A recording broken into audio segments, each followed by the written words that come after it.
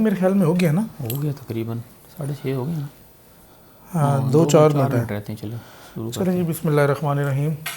Start کریں گے. ابن العربی بیٹھک میں خوش آمدید. پچھلی بیٹھک میں ہم نے اپنی کتاب الحو جو ہے اس کو مکمل کیا تھا. تو آج سے ہم انشاءاللہ جو نئی کتاب ہے رسائل میں سے ایک اور رسالہ تاج التراجم کو ہم نے سلیکٹ کیا ہے, کیونکہ کتاب الحو جو تھی وہ کافی مشکل تھی اور اس کی وجہ سے کافی لوگوں کا شاید اس طرح سے انٹرسٹ جو ہے اس میں باقی نہیں رہا, یا لوگوں کو اس طرح سے وہ سمجھ نہیں آئی. تو ابھی ہم نے کہا کہ پہلے آسان چیزیں لوگوں کے سامنے پیش کرتے ہیں, تو پھر جیسے جیسے ان کو کچھ چیزیں سمجھ میں آئیں گی تو آہستہ آہستہ جا کے پھر جو ہے نا مشکل کتابوں کی طرف بھی آئیں گے. لیکن چونکہ کتاب الحو اس کے ساتھ ہی تھی مقدمے میں اور حجب کے ساتھ تھی, تو ہم نے کہا کہ چلو اس کو تو مکمل کر لیتے ہیں. تو آج ہم انشاءاللہ شروع کریں گے تاج التراجم سے. انشاء دوائر چونکہ مشکل ہے تو اس وجہ سے فی الحال اس کو ابھی چھوڑ رہے ہیں, اس کو نیکسٹ میں دیکھیں گے. تاج التراجم جو ہے یہ ایک آسان تو نہیں کہہ سکتے, لیکن یہ قدر آسان کتاب ہے, کیونکہ شیخ نے اس میں چھوٹے چھوٹے جو ہیں وہ لطائف اور اشارات سے جو ہے بات سمجھانے کی کوشش کی ہے. تو انسان جو ہے بڑی بہتر طریقے سے یہ بات جو ہے اس میں سمجھ سکتا ہے. تو کوشش کریں گے کہ اس کا مقدمہ آج پڑھیں اور اس کے ساتھ کوئی ایک ترجمہ بھی اس کو دیکھیں. تو دوست اب آپ ٹائم بھی چونکہ بس ہو ہی گیا, اب 6:30 بجے ہماری انشاءاللہ شروع ہوتی ہے. تو جو دوست اب آپ آ رہے ہیں تو کم سے کم آ کے ہمیں یہ بتا دیں کہ جی اس میں جو آواز ہے وہ ٹھیک آ رہی ہے ان کو اور ویڈیو ٹھیک آ رہی ہے. باقی ہمارے پاس ریکارڈنگ تو رہے گی جو ہم انشاءاللہ بعد میں اپلوڈ کر دیں گے یوٹیوب چینل پہ. تو دوسرا یہ بھی گزارش ہے کہ جو لوگ یوٹیوب پہ دیکھتے ہیں اور وہ یوٹیوب پہ سوالات وغیرہ کرتے ہیں, بعد میں کمنٹس کرتے ہیں, تو وہ کوشش یہ کریں کہ ٹائم پہ آ کے فوراً, مطلب جس طرح یہ کمنٹس ٹائم پہ آ کے بیٹھک کے دوران کمنٹس کریں, کیونکہ جب وہ بیٹھک کے دوران کریں گے تو پھر ہمارے لیے اس وقت ان کا جواب دینا بھی جو ہے وہ آسان رہے گا. وہ پیج پہ جا کے اس کو کریں نا, اس طرح تو نہیں آئے گا, سرچ کریں اوپر سے. تو جب وہ بعد میں کرتے ہیں تو پھر ظاہری بات ہے کہ اس ٹائم وہ بعد میں بس چھوٹا سا ایک ان کو کمنٹ کر دیا جاتا ہے. تو یہ اسی طرح سے ہی ہے.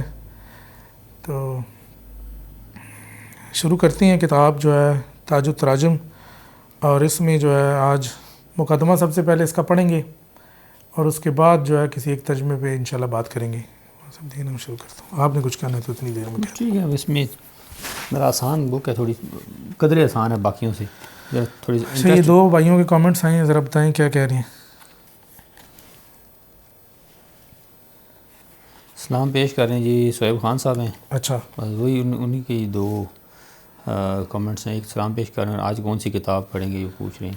ہاں جی, وعلیکم السلام جی. یہ آج کی کتاب ہے تاج التراجم کے نام سے. پتہ نہیں آپ کو نظر آ رہی ہے نہیں آ رہی, لیکن یہ کیمرے والوں کو تو اچھی خاصی نظر آ ہی رہی ہوگی. بعد میں انشاءاللہ آپ اس کو دیکھ لیں گے. تو یہ کتاب ہے رسائل کی دوسری جلد ہے, پہلی جلد ہے. تو اس میں ہم انشاءاللہ آج تاج التراجم پڑھیں گے. اس کا نام ہے بیانات کا تاج, یعنی کہ اشارات اور لطائف کے حوالے سے شیخ نے جو باتیں کی ہیں اس میں جو سب سے اعلیٰ درجے کے اشارات ہیں یہ اس کتاب اس حوالے سے ہیں.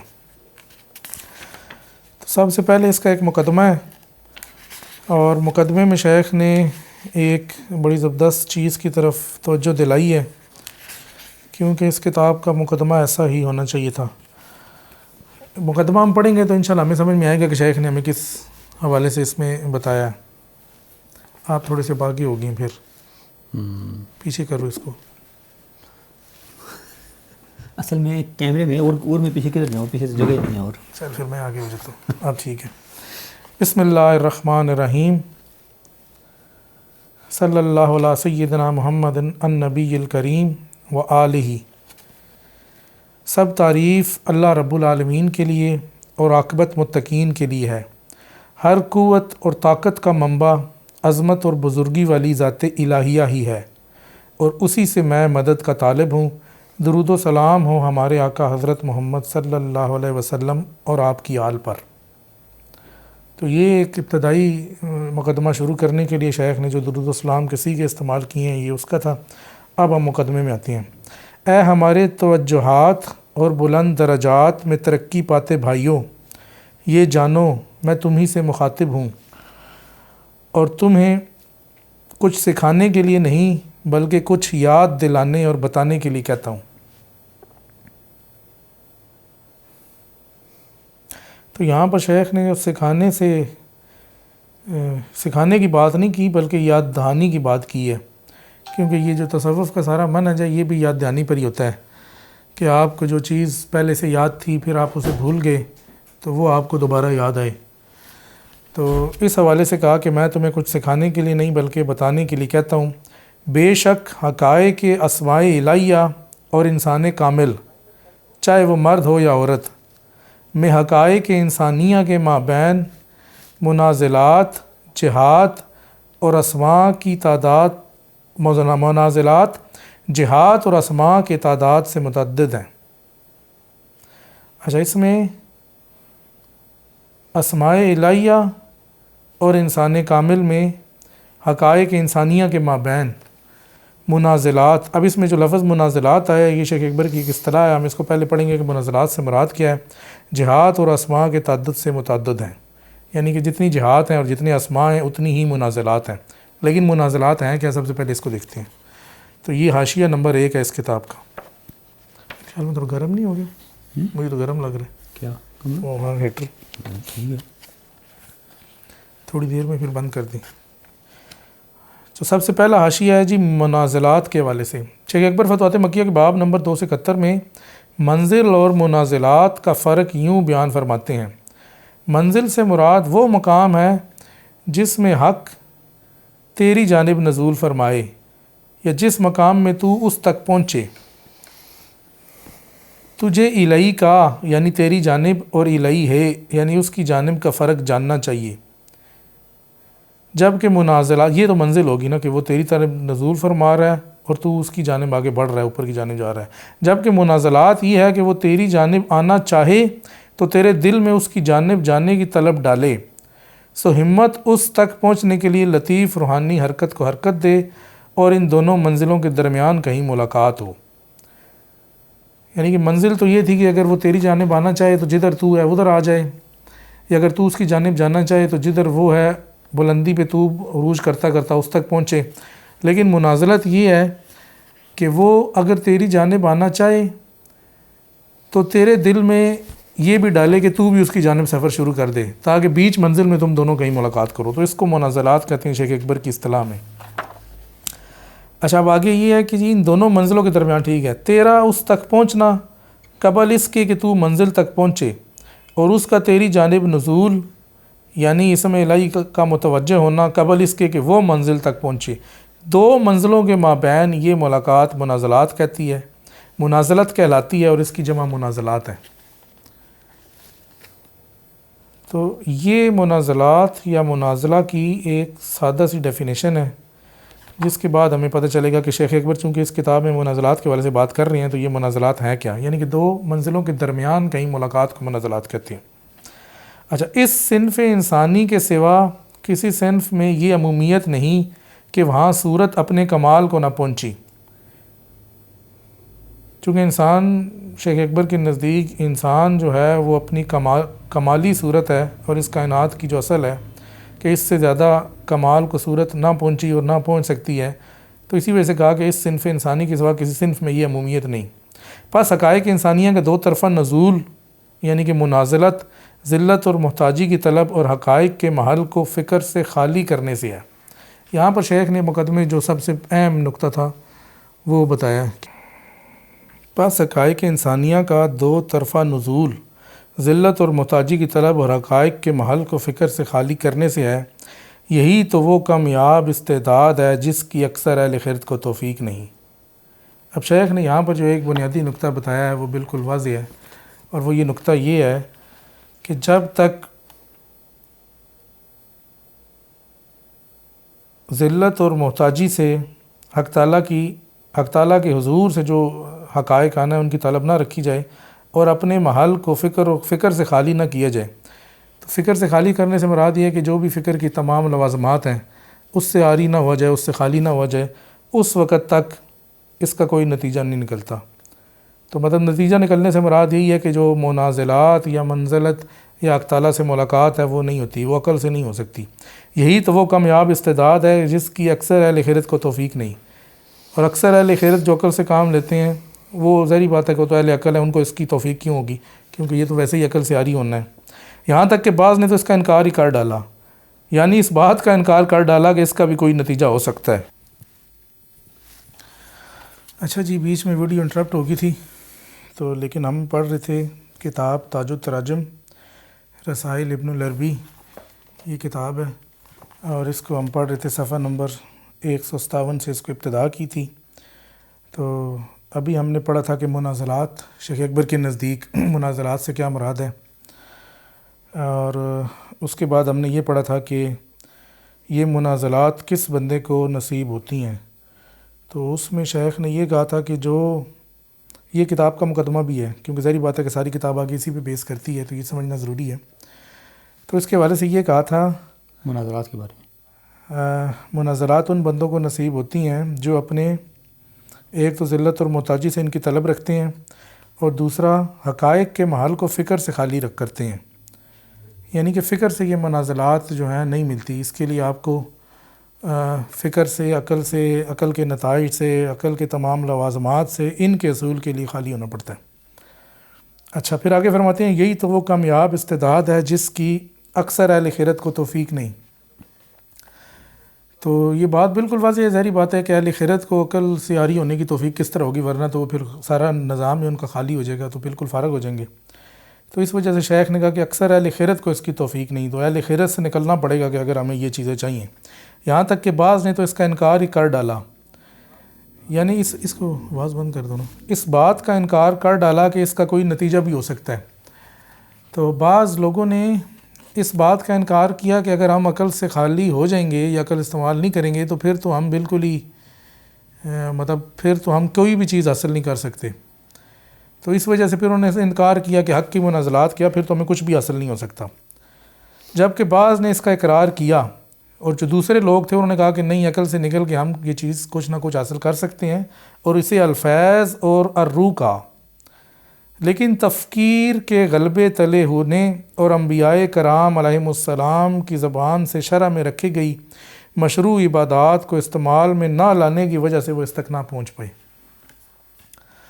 تو کچھ لوگوں نے انکار کیا، لیکن کچھ دوسروں نے کہا کہ نہیں، فیض بھی کچھ ہوتا ہے، روح سے امداد بھی کچھ ہوتی ہے، تو یہ کچھ نہ کچھ حاصل یہ چیزیں ہو سکتی ہیں۔ مطلب ان لوگوں نے اقرار تو کیا، لیکن مسئلہ یہ آیا کہ وہ خود عقل کے غلبے تلے تھے، اور دوسری ان کا مسئلہ یہ تھا کہ وہ انبیاء کرام نے جو مشروع عبادات، مطلب شریعت میں جو عبادات رکھی گئی ہیں، اس کو استعمال میں نہ لانے سے مراد ہے کہ وہ ظاہری تو وہ کرتے ہی تھے کہ جو فرائض ہیں، لیکن جو زائد عبادات ہیں، فرائض سے زیادہ، مطلب کثرت سے نفل عبادات نہیں کرتے تھے، تو ظاہری بات ہے کہ ظاہر کا تو نتیجہ تھوڑا ہی ہے، جب آپ نفل کریں گے، زیادہ کریں گے تو پھر آپ کے پاس زیادہ نتائج آئیں گے۔ تو مشروع عبادات کو استعمال میں نہ لانے کی وجہ سے وہ اس تک نہ پہنچ پائے۔ یعنی کس چیز تک نہ پہنچ پائے؟ یہ حق تعالیٰ کی طرف سے فیض یا روحانی امداد ان تک پہنچے، تو یہ اس چیز تک نہ پہنچائے، اگرچہ ان کی بھی کچھ عبادات اور مناجات تھیں۔ اب یہاں شیخ نے کہا ہے کہ ان کی بھی، یعنی کہ ان لوگوں کی بھی کچھ عبادات تھیں جو انہوں نے خود سے، وہ رہبانیت جو انہوں نے خود سے ایجاد کر لی، وہ مشروع طریقے پر نہ تھی۔ ایک عبادت وہ ہے کہ جو مشروع شرع نے بتائی ہے کہ جی کوئی نبی آپ کو بتائے گا، جس نبی کے آپ امتی ہیں، کہ آپ اس طرح سے نماز پڑھیں۔ شریعت میں جو چیز آئی ہے، جو چیز شریعت میں آئی ہے، جس ہر نبی کی جو چیز شریعت میں آئی ہے وہ اصل ہے، پھر اس اصل کے اوپر اگر آپ کثرت سے پڑھیں گے تو وہ نفل ہے۔ فرض اور نفل اس طرح کاؤنٹ ہوں گے۔ ایک ہے عبادت جو آپ خود سے بنا لیں، خود سے بنانے سے مراد یہ ہے کہ آپ کے پیچھے اصل کچھ نہیں ہے، آپ کہیں کہ جی میں اس وقت یہ کام اللہ کی رضا کے لیے کروں گا، مطلب یہ آپ نے بنائی ہے، اس کے پیچھے کوئی اصل نہ تھی۔ تو اسی لیے کہا کہ وہ رہبانیت جو انہوں نے خود ایجاد کر لی، مگر یہ عبادات توحید اور سچی خبر کی بنیادوں پر قائم نہ تھیں۔ یہ جو انہوں نے خود سے ایجاد کی، انہوں نے یہ اپنے حساب سے ہی بس بنا لی، اور اس کو اللہ تعالیٰ نے قرآن مجید میں رہبانیت قرار دیا۔ اسی لیے انہوں نے الہیات کی مہک تک نہ پائی، مطلب وہ عبادات تو یہ ساری کرتے رہے جو خود بنائی انہوں نے۔ مطلب اگر پرانے مذاہب کو دیکھا جائے تو حضرت موسیٰ علیہ السلام کے بعد جو یہودی تھے، یا حضرت عیسیٰ علیہ السلام کے بعد جو عیسائی تھے، ظاہری بات ہے کہ جو کہ ان کی کتابیں اصلی صورت میں موجود نہ تھی، تو اس کے بعد انہوں نے کسی طرح تو کچھ نہ کچھ چلانا تھا، تو انہوں نے کچھ نہ کچھ نئی عبادات بنا لی، کتابیں تو وہ اپنی صورت پہ برقرار نہ رہیں۔ جب اصل برقرار نہ رہی تو جو نئی عبادات بنائی اس سے پھر وہ اس مقام تک نہیں پہنچ سکتے تھے کہ جو انبیاء کی طرف سے انہیں بتائی گئی. تو اسی لیے شیخ نے کہا کہ انہوں نے الہیات کی مہک تک نہ پائی، ان کی منازلات بھی عقول کے دائرے سے باہر نہ گئیں. تو جس عبادت سے وہ اللہ کی عبادت کر رہے تھے، جس طریقے پہ وہ اللہ کی عبادت کر رہے تھے، وہ طریقہ بھی چونکہ انہوں نے خود ہی بنایا تھا، اور خود بنایا تھا تو اپنی عقل سے بنایا تھا، کسی نے تو اس کو اللہ تعالیٰ نے تو نہ وحی کی تھی نہ الہام کیا تھا کہ اس طرح سے کرو.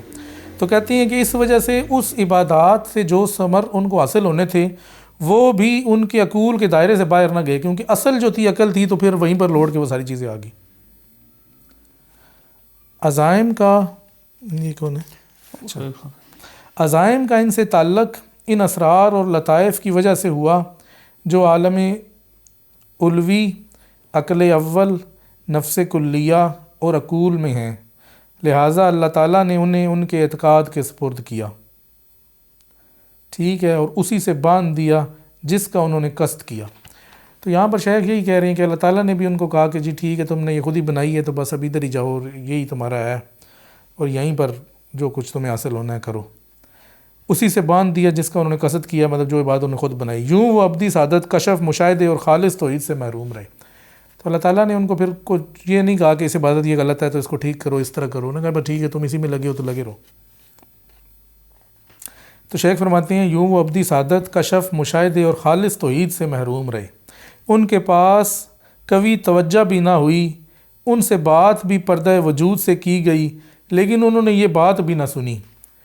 تو اب یہ کہہ رہے ہیں کہ حق تعالیٰ نے اگر ان کو کچھ بتانا بھی چاہا کہ بھائی اس طرح سے جو تم کر رہی بات ہے کہ کشف تو ان کو کچھ نہ کچھ حاصل ہوا ہی ہوگا جو اپنی عبادات تھی ان میں، تو وہ لیکن انہوں نے پھر بات نہ مانی. انہوں نے کہا پھر جب اصل ان کی اپنی عقلی تھی تو انہوں نے پھر اسی پہ ہی رہے، اور وہ اس سے کیسے سن سکتے تھے کہ وہ تو اپنے اعتقاد کے حجاب میں تھے. جب انہوں نے ایک اعتقاد خود بنایا، اپنی عقل سے بنایا، اس پر عمل کیا، اس کے نتائج پہ بھی جو چیز آئے گی وہ اس اعتقاد سے باہر تو نہیں جا سکتی. تو اس لیے کہا کہ وہ بس اسی اعتقاد میں ہی گم ہو گئے.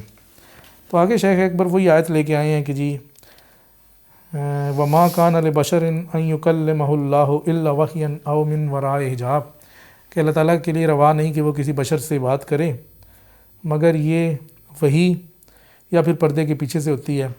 تو شیخ فرما رہے ہیں پس جب تک مخاطب پر لفظ بشر کا اطلاق ہوگا اور جب تک وہ اپنی بشریت سے باہر نہ نکلا تو اس سے خطاب بھی بغیر دیکھے ہوگا، یعنی کہ پردے کے پیچھے سے ہی ہوگا.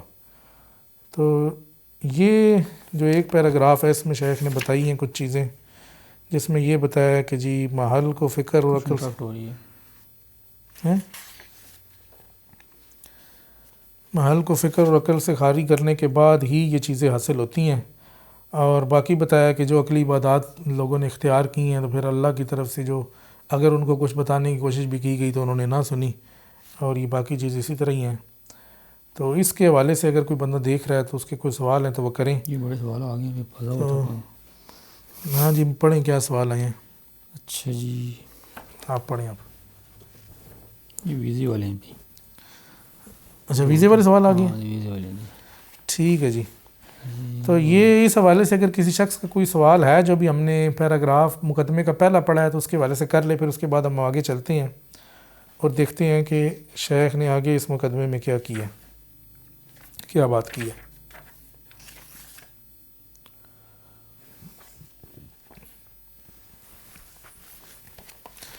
اچھا جی، چونکہ اس عالم میں حقیقتاً اللہ کے سوا کوئی فاعل نہیں اور اسے ہی کامل اور مکمل اقتدار حاصل ہے، تو وہ اپنے محجوب اور غیر محجوب بندوں سے مخاطب ہوتا ہے، اور ان دونوں گروہوں کی آپسی فضیلت ان کی استعدادات کے حساب سے ہے. تو شیخ یہ کہہ رہی ہیں کہ حقیقی فاعل جو ہے وہ اللہ تعالیٰ ہے، تو اس لیے وہ کامل اقتدار اسے حاصل ہے، وہ اپنے محجوب اور غیر محجوب دونوں بندوں سے مخاطب ہوتا ہے، اور ان دونوں گروہوں کی آپسی فضیلت، یعنی ان دونوں گروہوں میں کہ کون سا فضیلت والا ہے وہ ان کی استعداد کے حوالے سے ہے، جس کی استعداد زیادہ ہے وہ زیادہ فضیلت والا ہے، جس کی استعداد کم ہے یا محجوب جو ہے وہ غیر محجوب سے کم فضیلت والا ہے، یہ تو ظاہر ہے. اسی لیے اس نے فرمایا کہ اللہ نے موسیٰ سے کلام کیا. اس میں اشارہ یہ ہے کہ آپ کی دوسروں پر فضیلت یوں ہے کہ آپ سے کلام بے پردہ ہوا، جب کہ آپ کے سوا کسی اور نے اسے بے پردہ اسے نہ سنا. یعنی کہ حضرت موسیٰ علیہ السلام نے بے پردہ براہ راست کہہ سکتے ہیں نا بے پردہ کو، وہ براہ راست ہی کہہ سکتے ہیں. اللہ تعالیٰ کو براہ راست کلام سنا، جبکہ باقیوں نے اس طرح سے کلام نہ سنا اللہ تعالیٰ کا. جب تجھ پر یہ واضح ہو گیا کہ دو طرفہ نزول یعنی کہ منازلت شرعی امور پر پوری طرح عمل کرنے، توحید کو مجرد کرنے اور اپنے اوصاف نہ کہ اس کے اوصاف سے حاضرات میں داخل ہونے اور اپنی مقدس صورت کی مناسبت سے اس سے اخذ کرنے سے ہی حاصل ہوتا ہے. ادھر ہے لکھا ہوا ہے، لہٰذا اگر تو عقل رکھتا ہے تو تجھے چاہیے کہ اس طلب میں اس حد تک جا. تو وہ جو پہلا مقدمہ شیخ نے بتایا تھا، اس کے بعد دوسرے مقدمے میں یہ بتایا کہ یہ جو منازلات ہیں کہ اللہ تعالیٰ کہ جب آپ کی طرف نزول کرنا چاہے تو آپ کے دل میں بھی ڈالے اور پھر درمیانی جگہ پہ کوئی ملاقات ہو، آپ بھی سفر کریں. تو یہ اس کی بنیاد کیا چیزیں ہیں؟ اس کی بنیاد ایک تو شرعی امور پر پوری طرح سے عمل کرنا ہے. جو بندہ شرعی امور پر بھی پوری طرح سے عمل نہیں کرتا تو وہ اس کیٹیگری میں نہیں آ سکتا کہ ان لوگوں میں شامل ہو. توحید کو مجرد کرنا، توحید میں بالکل تجرید کا قائل، اپنے اوصاف نہ کہ اس کے اوصاف سے حضرت میں داخل ہونے، اپنی مقدس صورت کی مناسبت سے اس سے اخذ کرنے، یعنی کہ اس کے حضرت میں جب اس کے حضور جائے تو اپنے اوصاف سے داخل ہو، اور اپنے اوصاف میں اس کی وصف جو ہے وہ ذلت اور محتاجی ہے. تو جب اپنے اوصاف لے کے اس کے سامنے جائے گا تو تبھی کچھ اس سے حاصل کر سکے گا، اس کے اوصاف لے کے تو نہیں جا سکتا. اپنی مقدس صورت کی مناسبت سے اس کے اخذ کرے، یعنی کہ جو اس کی صورت ہے یا جو جتنی اس کی استعداد ہے یا جتنا یہ ہے اتنا ہی اس سے وہ طلب کرے.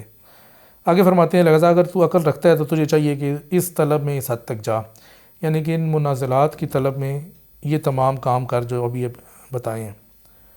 آگے فرماتے ہیں یہ بھی جان کہ اگر کسی اہل کتاب نے چاہے یہودی ہو یا عیسائی اس پر نازل کتاب کا حکم پورا کیا قبل اس کے کہ وہ ہماری شریعت سے منسوخ ہو گیا، اور وہ بھی ویسے ہی متجرد ہوا جیسا ہمارے اہل طریقت نے بتایا، تو اس نے بھی ان منازلات اور واردات سے وہ کچھ حاصل کیا جو اللہ نے چاہا.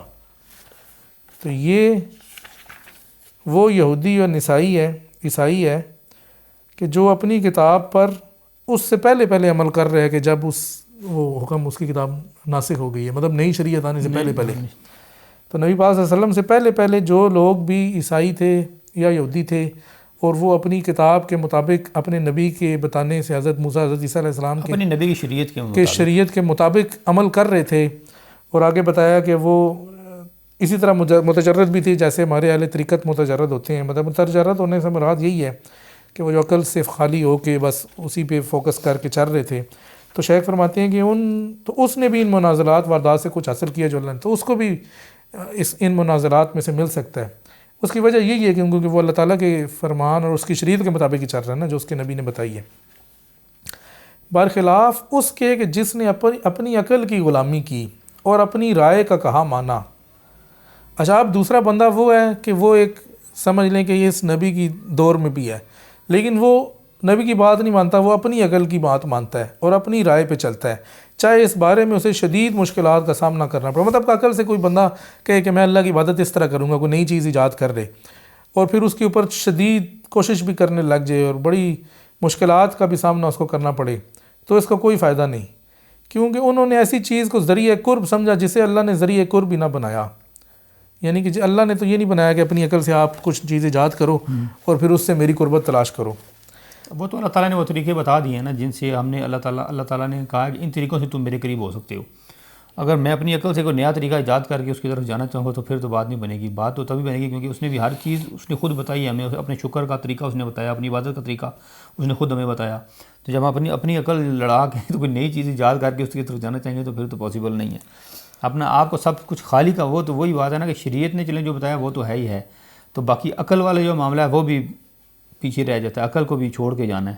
تو یعنی کہ سب کچھ شریعت پہ جس طرح بتایا بس اس طرح عمل کرنا ہے، اس میں عقلی دلائل نہیں ڈھونڈنے کہ یہ کیوں ہے اور کیا اچھا اس کو اس طرح کر لیں تو زیادہ بہتر ہو جائے گا.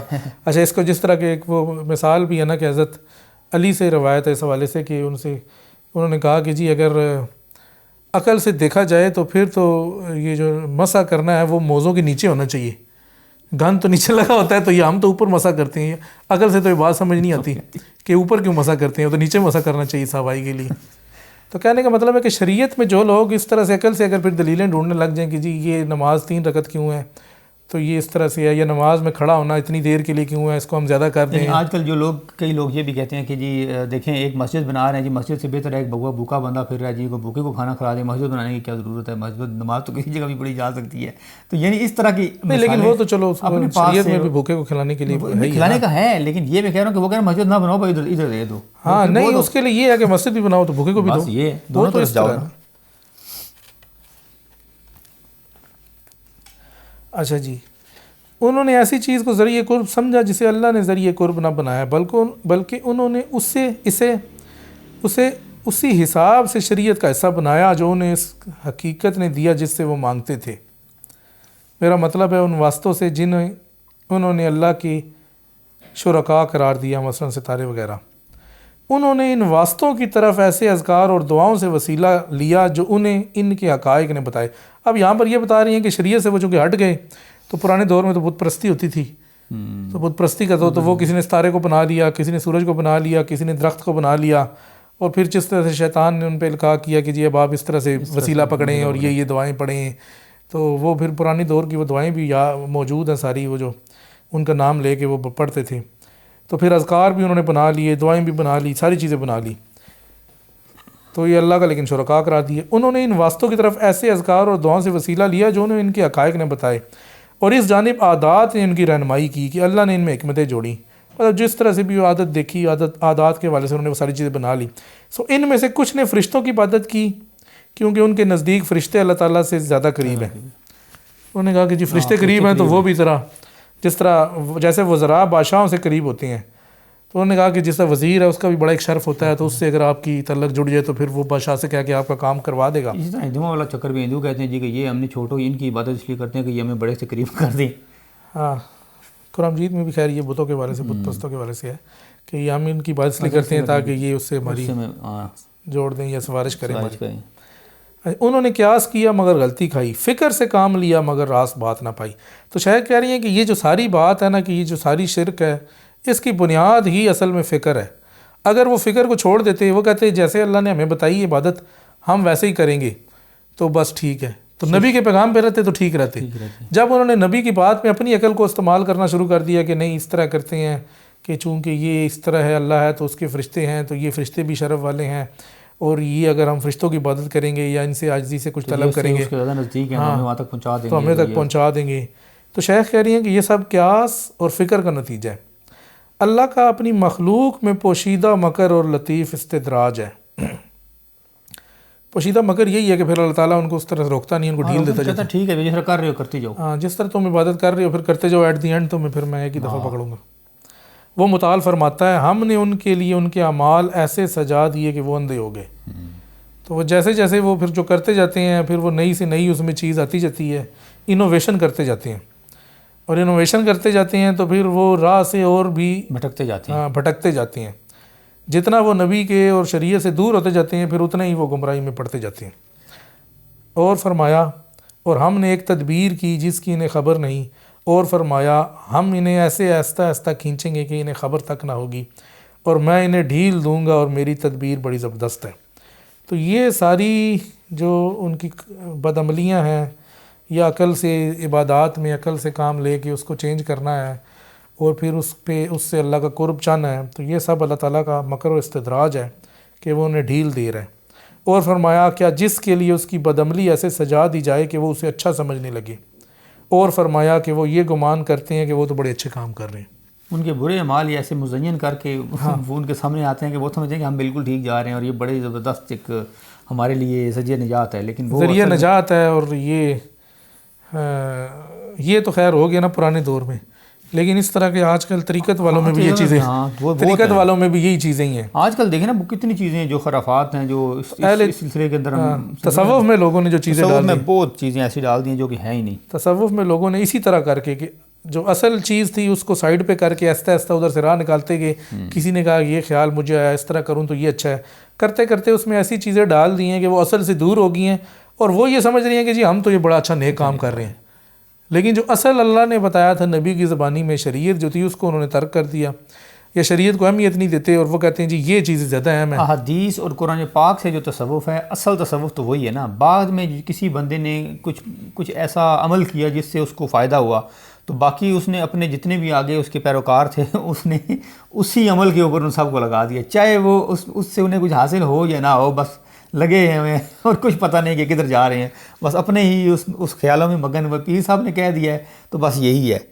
صحیح ہے، پیر صاحب نے کہہ دیا تو پھر صحیح ہے، یہ نہیں. ہاں تو یہ تو شیخ نے تو خیر یہ بات کی، لیکن اس کو جو ہے آپ یہ اہل طریقت میں بھی دیکھ سکتے ہیں. عمر فاروق صاحب سلام کہہ رہے ہیں جی.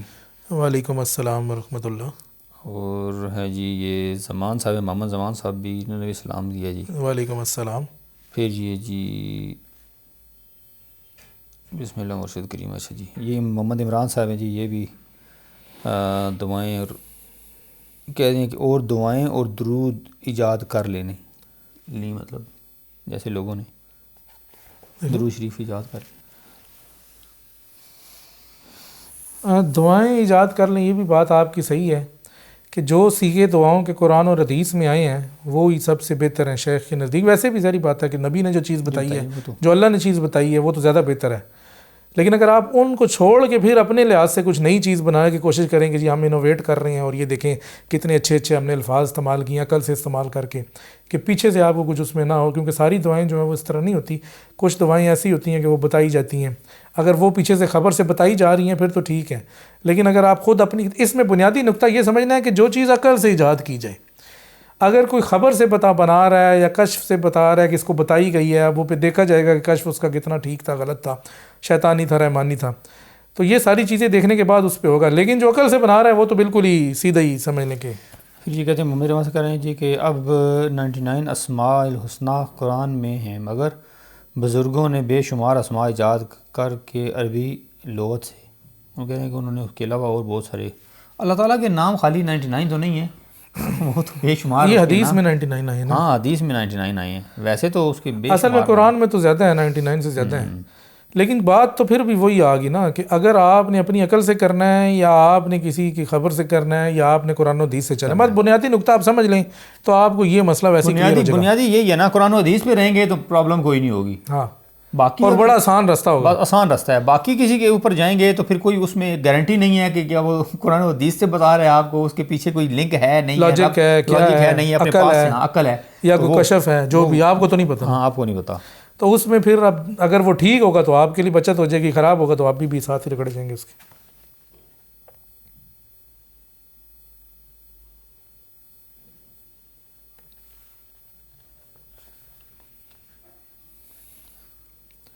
اللہ نے اس علوی اور سفلی عالم میں اپنے اسرار کو جمع کر رکھا ہے، سو یہ عالم سارے کا سارا ہی بلند ہے. حقائق عالم کے مابین کوئی درجہ بندی نہیں کہ کہا جائے کہ یہ شے حقائق اور ذوات کے اعتبار سے دوسری شے سے بلند ہے. یہ عالم سارے کا سارا ہی بلند ہے، اس میں پستی نہیں.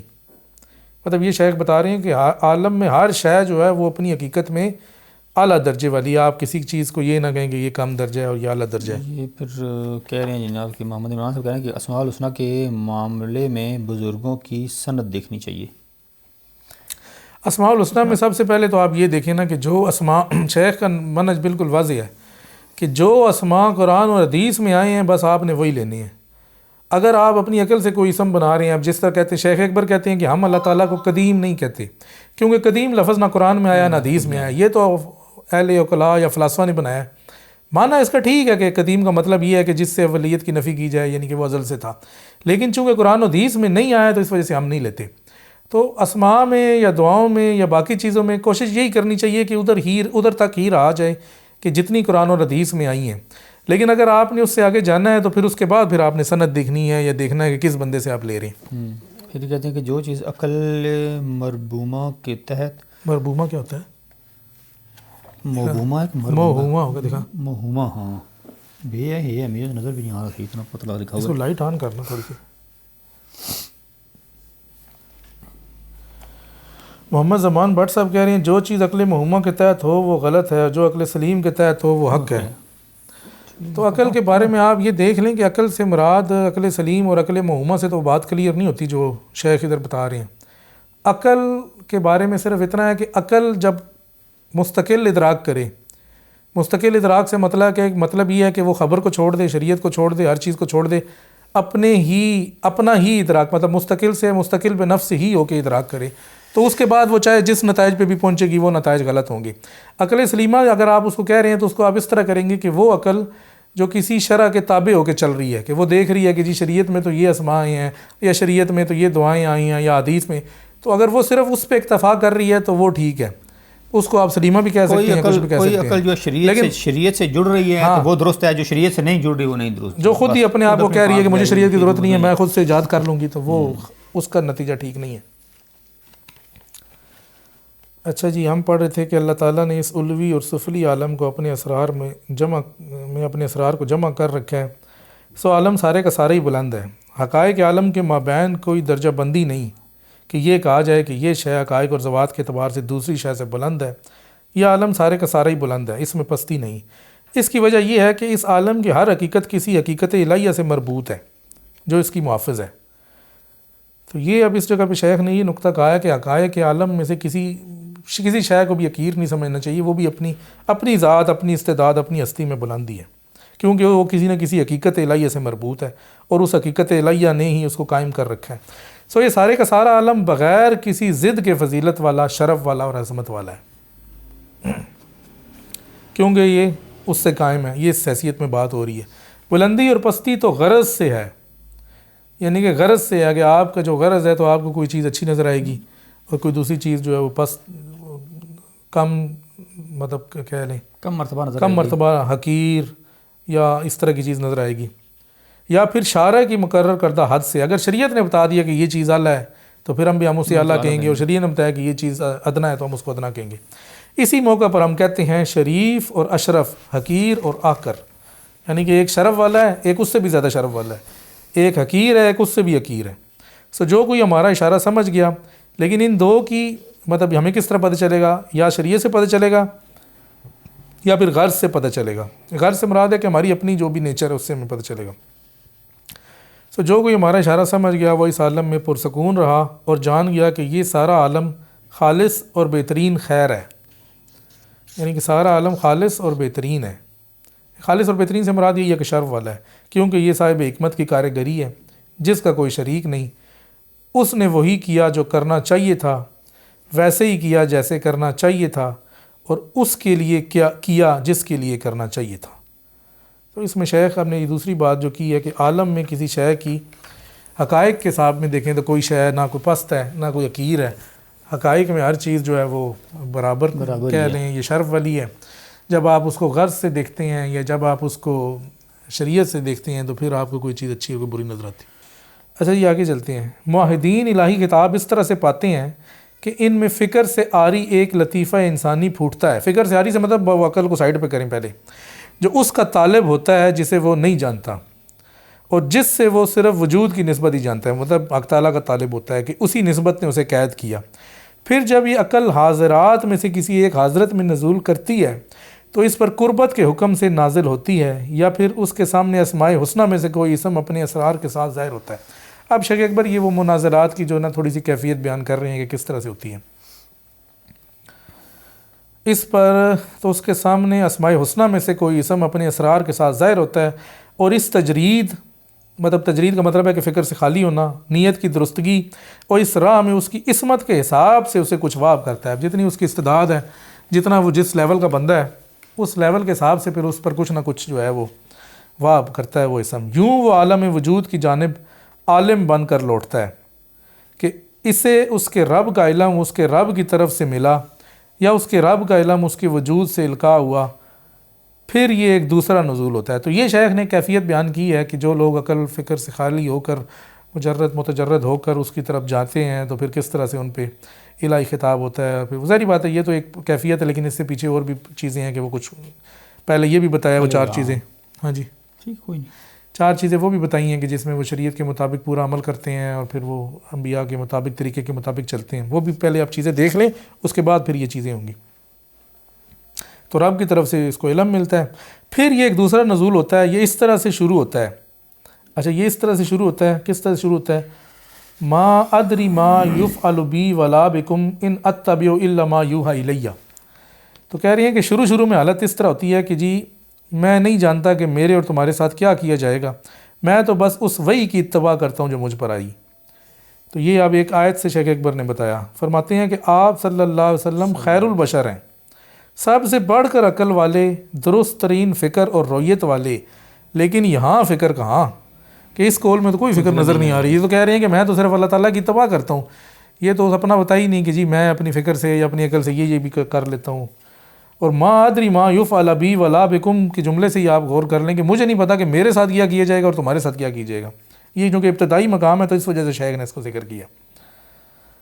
صد افسوس اصحاب افکار اور وہ لوگ برباد ہوئے جو نبوت اور ولایت کے کسبی ہونے کے قائل ہیں۔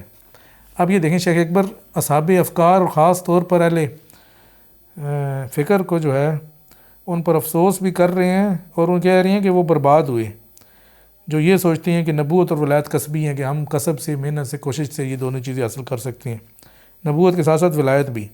انہیں یہ کیسے مل سکتی ہیں جبکہ نبوت اور ولایت دو ایسے مقام ہیں جو دائرہ عقل سے باہر ہیں۔ نبوت تو سب کو پتہ ہے دائرہ عقل سے باہر ہے، ولایت بھی دائرہ عقل سے باہر ہے۔ بندہ عقل سے اپنی محنت کا فکر سے کوشش کر کے ولی نہیں بن سکتا۔ وہ تو اللہ تعالیٰ جس کو بنانا چاہے، جس کو اللہ تعالیٰ دینا چاہے اسی کو دے گا۔ جس کو دوست بنانا چاہے تو وہی دوست بن سکتا ہے، ادروائز اپنی مرضی سے اپنی کوشش سے کہے گا میں اس کا دوست بنوں تو یہ پاسبل نہیں ہے۔ اب محنت کرے، کوئی ریاضتیں کرے، مجاہدے کرے اور اپنی عقل سے کرے، ٹھیک ہے، وہ اس کا بندہ نیک آدمی تو کہہ سکیں گے نہیں، اپنی عقل سے ریاضتیں کرے، اپنی عقل سے کرے تو پھر تو کوئی فائدہ نہیں۔ اچھا جی، ہم پڑھ رہے تھے، ٹھیک ہے۔ صد افسوس اصحاب افکار اور وہ لوگ برباد ہوئے جو نبوت اور ولایت کے کسبی ہونے کے قائل ہیں، انہیں یہ کیسے مل سکتی ہے جبکہ نبوت اور ولایت دو ایسے مقام ہیں جو دائرہ عقل سے باہر ہیں۔ عقل کی ان دونوں تک رسائی نہیں، بلکہ یہ تو اللہ تعالیٰ کی طرف سے اختصاص ہیں کہ وہ جسے چاہے ان سے مخصوص کرے۔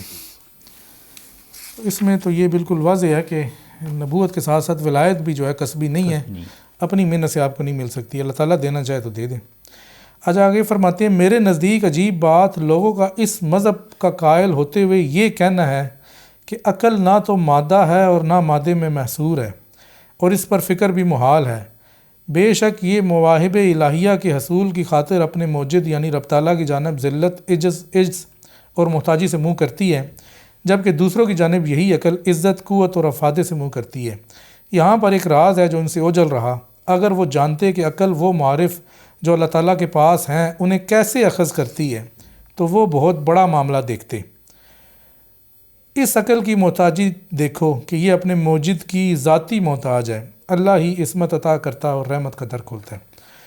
تو شیخ کہہ رہے ہیں کہ جو لوگ اس مذہب کے قائل ہیں لیکن انہوں نے یہ بات بھی کرتے ہیں، اس کے باوجود، اس بات کے باوجود بھی پھر عقل کے اوپر ہی عقل کو پریفرنس دیتے ہیں۔ اگر جب انہیں پتہ بھی ہے کہ عقل جو ہے وہ محتاج ہے اور یہ حق تعالیٰ اس کو نہ دینا چاہے تو نہیں لے سکتی، تو پھر کیوں تم اسی کے ذریعے جاتے ہو؟ دوسرے اور ذرائع بھی ہیں، تم اس سے کیوں حق تعالیٰ کی طرف نہیں جاتے؟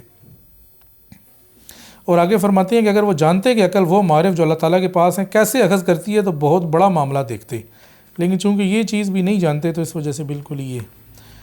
تو یہاں پر اس کتاب کا مقدمہ ختم ہوا ہے، تو اس حوالے سے اگر کسی شخص کا کوئی سوال ہے تو وہ کرے، کیونکہ اس میں کافی چیزیں آئی ہیں۔